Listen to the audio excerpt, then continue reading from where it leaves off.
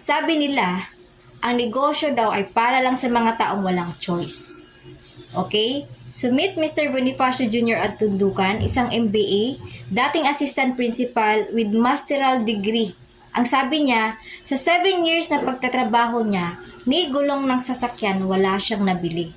Pero doing this business, nakabili na siya ng sasakyan at kakabili lang din niya ng lupa sa Jensan. Nakapag-travel local at international. Kumita na ng millions.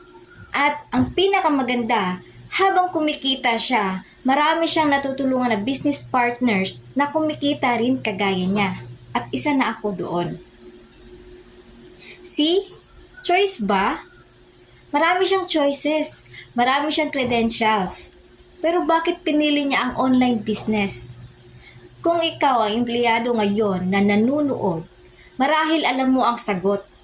Dahil karamihan sa mga empleyado, lalo na dito sa Pilipinas, parang coke lang ang sahod. Minsan sakto, kadalasan zero. Parang sibuyas din. Maiiyak ka na lang kapag hinahati-hati mo. Nakakatawa, oo. Pero yan ang katotohanan. Hindi ako against dyan. Pero yan ang reality. Ako naman ay undergraduate pero marami akong choices sa buhay. Masipag ako at pwede ako magtrabaho abroad bilang katulong, tama. Pero bakit ako nag-online business? Dahil ayaw akong malayo sa pamilya ko.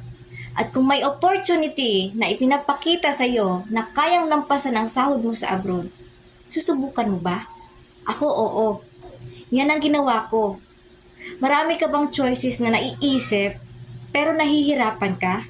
Subukan mo ang negosyo ko. Madali lang to kapag naintindihan mo. Message ka sa FB ko or mag-book ka ng free consultation na nasa comment box ng video na ito. God bless and see you inside.